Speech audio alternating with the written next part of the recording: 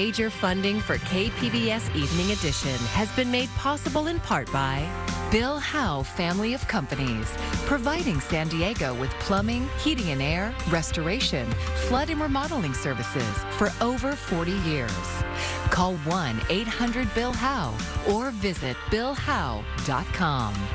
And by the Conrad Prebys Foundation, Darlene Marco Shiley, and by the following.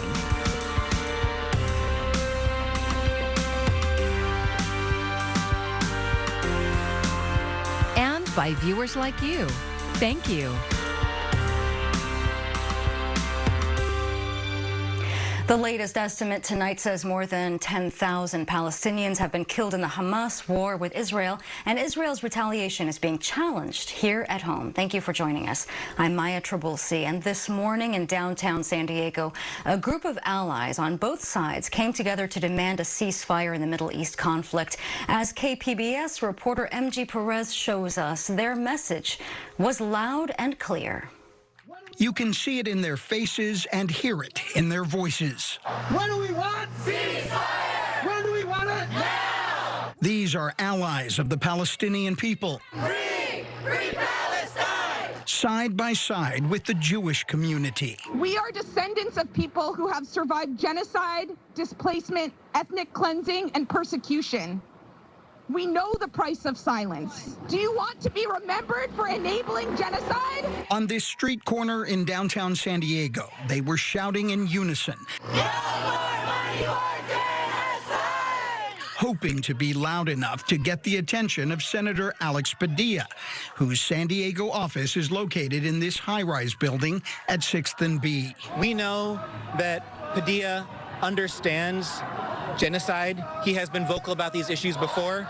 So we believe that he has the bravery and the heart to be a leader in this moment. We do not stand for genocide, that we will never support the United States supporting a genocide, and that we demand our taxpayer money goes to supporting our own communities here locally. They want the senator to author a resolution or bill calling for an immediate ceasefire. Enough innocent lives have been taken in the Gaza Strip and West Bank.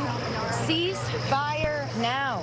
A phone call and a voicemail message were the closest these protesters could get to Senator Padilla today.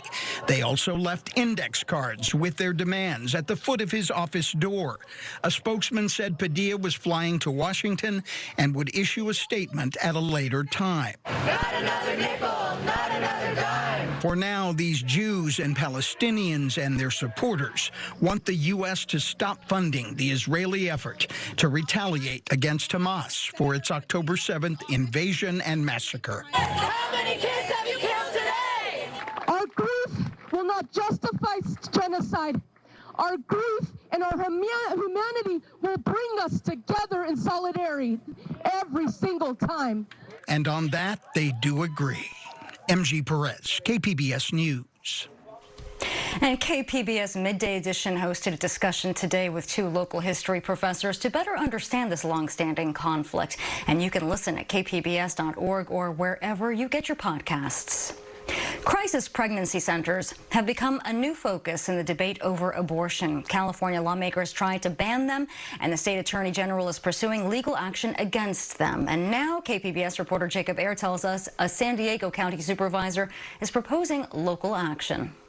These are fake centers. They're fake. District 3 Supervisor Tara Lawson-Raymer is asking the board to consider a policy to explore lawsuits that could shut down up to 16 crisis pregnancy centers across San Diego County. They're fake centers pretending to offer reproductive health care advice to women, luring unsuspecting women into their doors with misleading information, women who are looking for medical advice, looking for medical help. Speakers at the press conference say these types of clinics have been operating in the county for decades, but Lawson-Raymer says things have changed in recent years. They're doing a lot of advertising. So when women are looking, say, they Google pregnancy help, questions, abortion, prenatal care, these centers are coming up in their search engine. In September, State Attorney General Rob Bonta initiated legal action against 2 crisis pregnancy centers in other parts of California. Dr. Tony Marengo is Chief Medical Officer with Planned Parenthood of the Pacific Southwest. Crisis pregnancy centers are dangerous. They are run by anti-abortion volunteers who are not trained medical professionals and who spread misinformation about abortion in service of their own political agenda. Carolyn Kuhl is Executive Director at Hope Clinic for Women in Fallbrook. In a statement, she said, if the board really wanted to aid women in unsupported pregnancies, they would be promoting pregnancy centers, not trying to shut them down. It's a travesty that they're directly targeting centers whose mission is to aid women at no cost solely because they are pro-abortion and we are not. In addition to exploring lawsuits against crisis pregnancy centers, Lawson-Raymer's policy would create a public education campaign about the centers and provide more information about reproductive health resources, including abortions, to residents. Her request will be considered at Tuesday's regular board meeting. Jacob Ayer, KPBS News. Well, your general setup here throughout your Monday has been the dry air across SoCal, but we do have some action to contend with as we head over these next few days. First off, we're going to start on a cooling trend, and also those winds are going to really start to ramp up. So we're going to tell you how gusty those winds will get into the middle of the week and how cool we'll get over these next few days. Tomorrow is the final day to vote in the special election for San Diego County Supervisor District 4. KPBS Metro reporter Andrew Bowen takes a look at what fundraising numbers say about the race. Early voting in the special election has been underway for weeks now, but Tuesday is the deadline to cast your ballot. The primary election on August 15th had a clear winner, San Diego City Council member Monica Montgomery Stepp. The Democrat won 42% of the vote. She's now in a runoff with Republican Amy Reichert, who came in second with 29%. The two have raised roughly the same amount of money this year, at least when you look at their official campaigns. But the bulk of campaign spending nowadays comes from outside interest groups. A coalition of labor unions supporting Montgomery Stepp raised nearly $1 million this year. No outside group supporting Reichert raised anywhere near that amount. The San Diego County Registrar of Voters says all registered voters in District 4 were sent mail ballots. But if your ballot is lost or spoiled, you can still vote in person Tuesday at any of 22 vote centers, open from 7 a.m. to 8 p.m. To find the closest to you, go to sdvote.com. Andrew Bowen, KPBS News. And we have all the information you need to know about the special election on our website. Just go to kpbs.org and click on the Voter Hub tab that you'll find on our homepage. A court has ruled that a San Diego County Superior Court judge cannot apply for the open public defender position. The county informed Judge Michael Washington that he was not qualified for the position because of an obscure 1947 statute. It says a person has to be a practicing attorney in the year preceding the date of his election or appointment to be eligible for the office. Washington argued that denying him the right to apply for the job is absurd, given that he worked as a deputy public defender for 19 years and as a judge has handled extensive criminal trials. But an Orange County judge sided with the county. The county had put its search for a new public defender on hold pending the ruling, and it will now resume that search. Former President Donald Trump took the witness stand in his $250 million civil fraud trial in New York today. His testimony quickly became a sparring match with the judge and a condemnation of the legal process. Laura Aguirre brings us more on the contentious proceedings. Even before the gavel fell in former President Donald Trump's New York civil fraud trial Monday, the tone was set. I am certain that he will engage in name-calling and taunts and race baiting.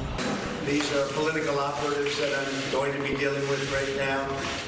You have a racist attorney general who made some terrible statements. Once media cameras left the courtroom and Trump took the stand, it didn't take long for questioning to get heated as Trump was pressed to defend his organization's financial dealings, including how it evaluated the worth of his expansive real estate portfolio.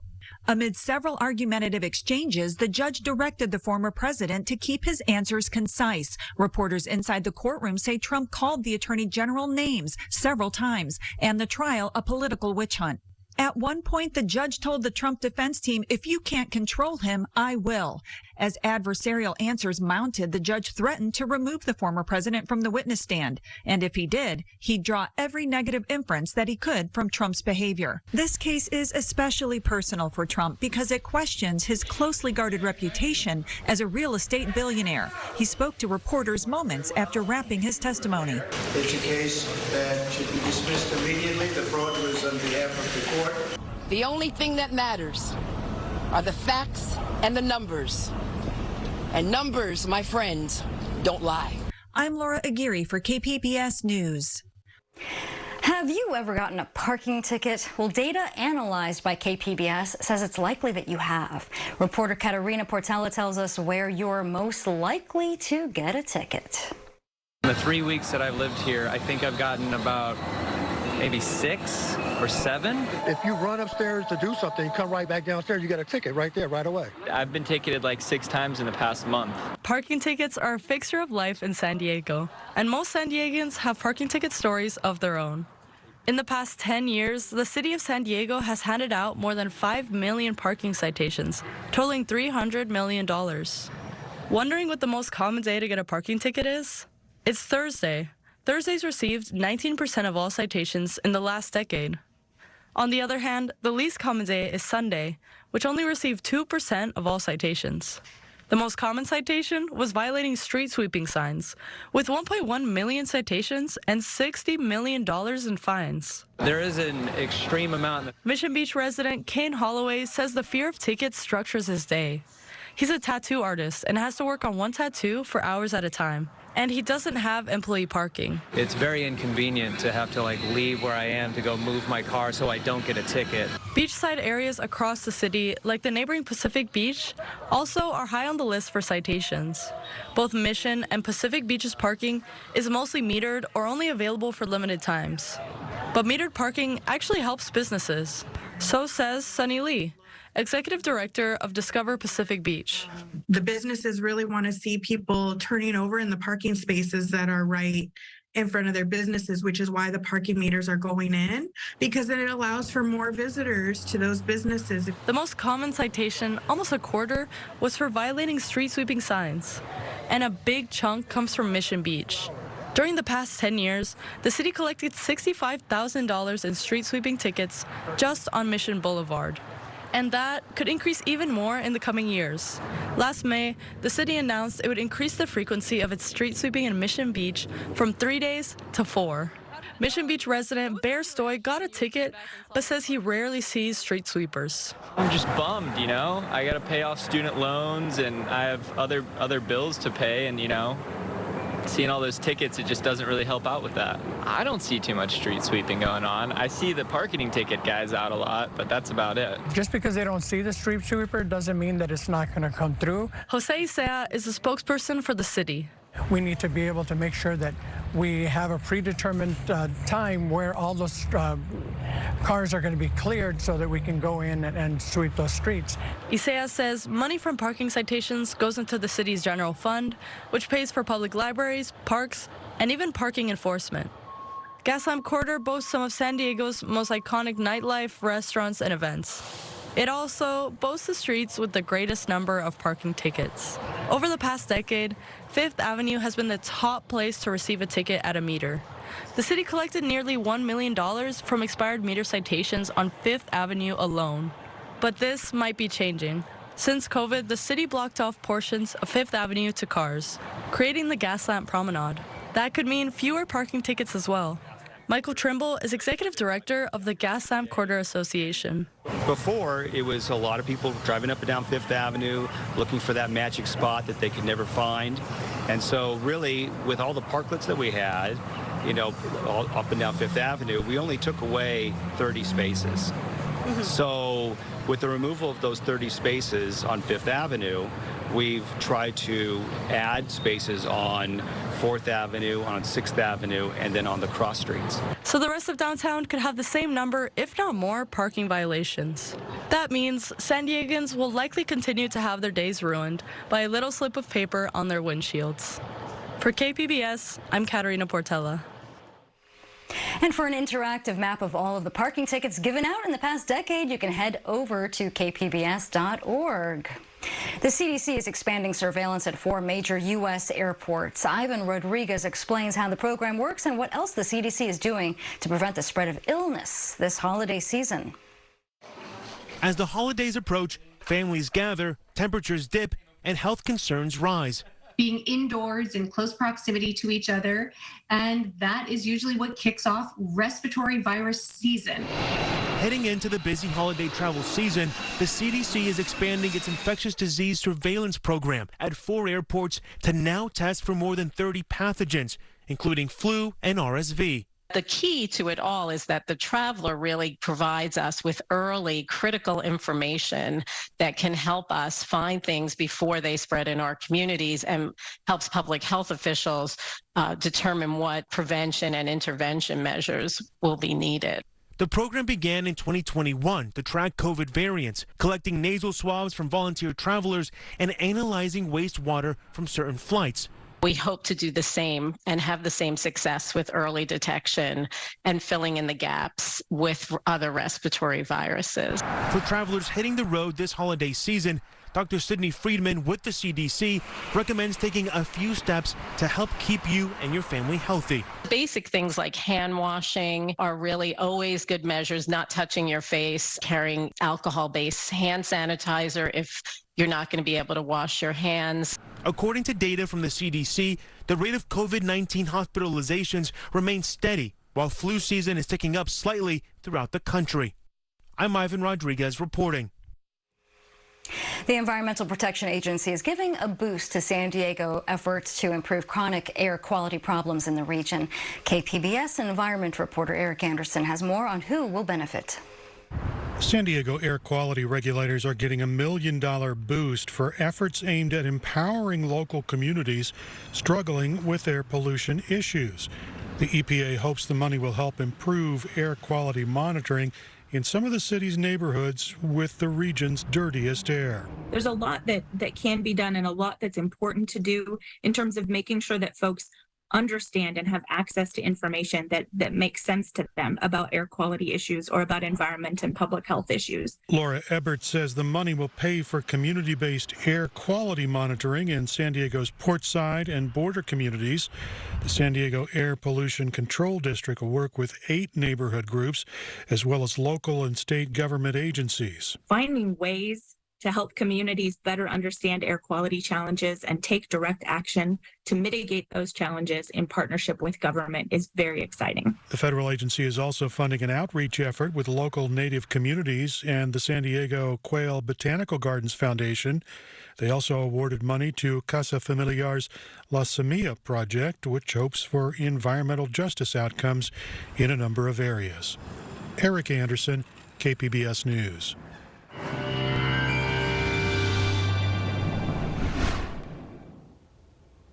Well, let's start you off with your weather headlines, what you need to know as we head over these next few days. Well, the story is going to be those increasing winds into the early week, though we are experiencing a cooling trend as well as we are increasing our onshore flow, but then we have a sharp turn in events. We're going to start to see an offshore flow as we head into the day on Wednesday, and that's going to increase those Santa Ana winds. Now for tonight, fog late, so that can cause some travel problems. Just take it easy on the roads. We're dropping down to a low of 59, Oceanside 54, Ramona 47, and Borrego Springs 56. Though as we head into the day on Tuesday, well, San Diego, you're sitting at 70, Oceanside 70 as well, Borrego Springs 82, and Mount Laguna 53. Now as we head into the day on Wednesday, well, again, those winds are going to really start to ramp up, and we're going to increase that offshore flow, which means, again, Santa Ana winds are in store as we head into Wednesday and Thursdays, particularly across SoCal,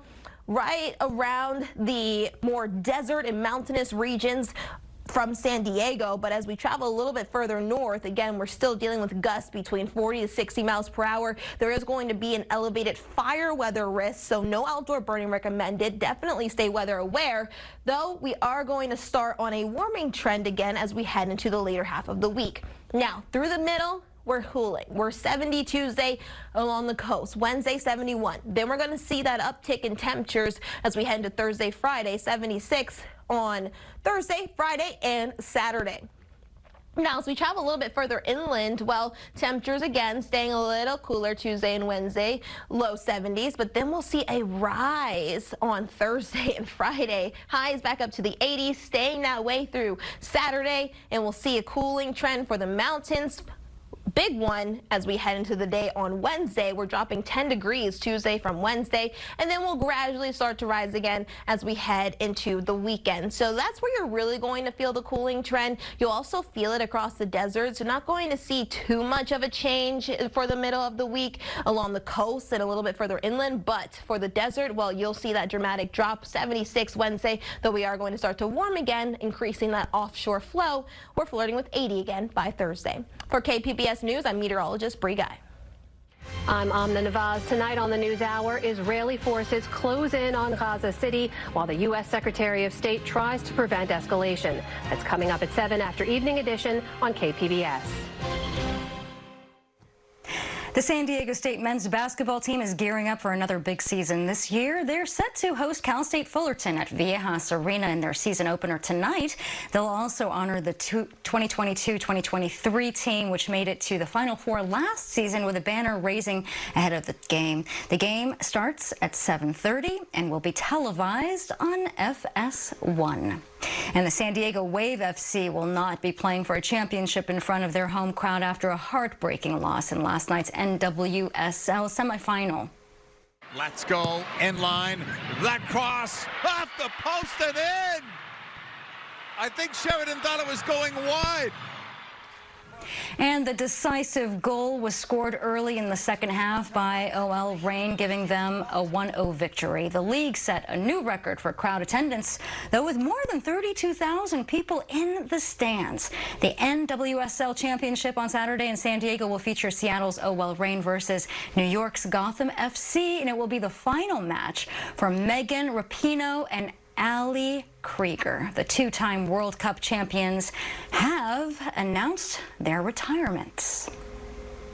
The Human Brain Initiative has just published 21 papers in the journal Science, revealing what some call a map of the human brain. San Diego scientists have played a big role in the project. KPBS science reporter Thomas Fudge says they have shown how genetic switches in the brain can affect someone's mental health. The Brain Initiative, funded by the National Institutes of Health, has so far identified 3,000 different brain cell types. Many scientists have compared this initiative to the Human Genome Project. The comparison is apt, and they are closely linked, says Bing Ren, a molecular geneticist at UC San Diego. This is because the work of those brain cells depends a lot on how their genes are activated. Tiny changes in sequence of our DNA can make someone more prone to psychiatric disease, such as depression, schizophrenia, or many other, or addiction, for example. San Diego researchers working as a team are looking at the way genes within the brain cells are switched on and off.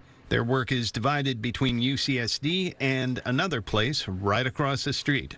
One of the institutes that's deeply involved in the Human Brain Initiative is the Salk Institute. In fact, last year, Salk received $77 million, the biggest grant in its history, to work on the initiative. Margarita Behrens, a neuroscientist at Salk, says calling the new research a map of the brain is a bit absurd because the initiative has a long way to go. The research done in San Diego shows how genes can affect brain cells for good or for bad. Barron says a key part of this is identifying the kinds of cells that can be compromised by known genetic variants. The genetic variants that give vulnerability to a disease like Alzheimer's seems to be more important in one cell type and not the others. The researchers I spoke to are careful to describe their findings in modest terms. For instance, Barron says they can't yet say genetic effects on cells cause psychiatric diseases, but Wren says the beginnings of the Brain Initiative represent a big step forward. Our study has pointed out the type of cells, the type of genes, and the type of molecular pathways that are likely involved. It's a candidate list. So the next step was to basically further narrow down on that list and pinpoint one or a few most critical genes. So far, all of the research done for the Brain Initiative has relied on samples of 3 brains from 3 male donors. Given the complexity of the human brain, Barron says they will need a lot more samples in the future. With a human brain, each brain is different, so the variability is really high. And to be able to find core things, and those ones that are variable, you need a lot of brains to analyze a lot of brain. And so that is why I say we need to go big. Researchers at the Salk Institute have done many extensive studies of the mouse brain, and Barron says we do have a good map of that. But a mouse brain is made up of 80 million neurons. The human brain has 80 billion neurons. Thomas Fudge, KPBS News. And here's a look at what we're working on for tomorrow in the KPBS newsroom. Climate change means Americans will likely experience more days of hazardous heat. On NPR's Morning Edition, the problem that poses for most of the country's housing. And KPBS Midday Edition is discussing artificial intelligence as we near 1 year since ChatGPT was released. And you can find tonight's stories on our website, kpbs.org. Thanks for joining us. I'm Maya Trabulsi. Have a great evening. Major funding for KPBS Evening Edition has been made possible in part by Bill Howe Family of Companies, providing San Diego with plumbing, heating and air, restoration, flood and remodeling services for over 40 years. Call 1-800-BILL-HOWE or visit billhowe.com. And by the Conrad Prebys Foundation, Darlene Marco Shiley, and by the following: